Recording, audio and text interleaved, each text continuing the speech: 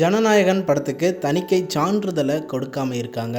படத்தை ஆய்வு செஞ்சு காட்சிகளை நீக்கி மறுபடியும் மறு ஆய்வு செஞ்சு சான்றிதழை இன்னும் கொடுக்காம மறுக்கிறாங்க. ஒரு பக்கம் ரசிகர்கள் எல்லாருமே கவலைக்கிடமா இருக்காங்க. அதே நேரம் ஜனநாயகன் படத்துக்காக காத்துக்கிட்டு இருக்காங்க. ஜனவரி 9 படத்தை பார்க்க விஜய் சாரோட கடைசி படம் அப்படிங்கிறதுனால கொண்டாட எல்லாருமே காத்துக்கிட்டு இருந்தாங்க. ஆனால் தணிக்கை சான்றிதழை வழங்காம தடுத்து நிறுத்திட்டாங்க தணிக்கை சான்றிதழ் குழு. சென்னை உயர்நீதிமன்றத்தில் கேவிஎன் புரொடக்ஷன் ஜனநாயகன் படத்துக்காக சான்றிதழை வழங்கணும் அப்படின்னு மனு தாக்கல் செஞ்சாங்க. இந்த மனுவை விசாரணை செஞ்சு தனி நீதிபதி உடனே தணிக்கை சான்றிதழை வழங்க உத்தரவு பிறப்பிச்சாங்க அப்படின்னு தான் சொல்லணும். ஆனால் இந்த உத்தரவை எதிர்த்து உடனே தணிக்கை சான்றிதழ் உரிமம் குழு மறுபடியும் சவாலாக மேல்முறையீடு செஞ்சு படத்தை தடுத்து நிறுத்திட்டாங்க.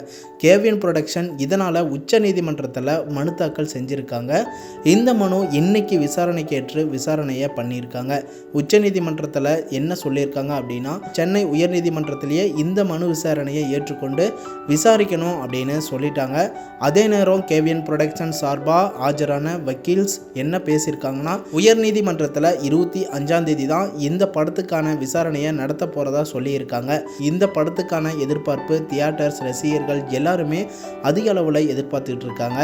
இந்த எதிர்பார்ப்பு தான் எல்லாருடைய உழைப்புக்கான ஒரு பலன் கண்டிப்பாக கிடைக்கும். நாங்கள் ஏற்கனவே படத்தை இந்த டேட்டில் ரிலீஸ் பண்ணுவோம் அப்படின்னு சொன்னதால் எல்லாரும் எக்ஸ்பெக்டோட காத்துக்கிட்டு இருக்காங்க. அப்படிங்கிறதுனால இந்த படத்துக்கு முடிஞ்ச அளவுக்கு நீங்கள் கூடிய சீக்கிரமாவது 20 விசாரிக்க சொல்லுங்க அப்படின்னு சொல்லி கேட்டிருக்காங்க.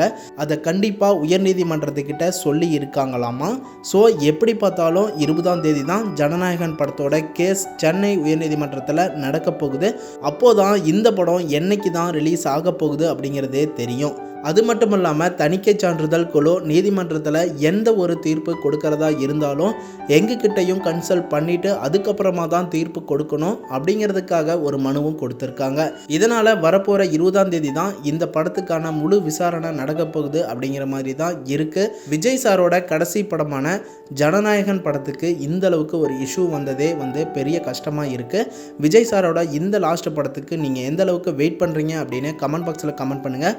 மேலும் நம்ம சேனலை சப்போர்ட் பண்ணி சப்ஸ்கிரைப் பண்ணுங்கள். பெல் ஐக்கனையும் கிளிக் பண்ணிக்கோங்க.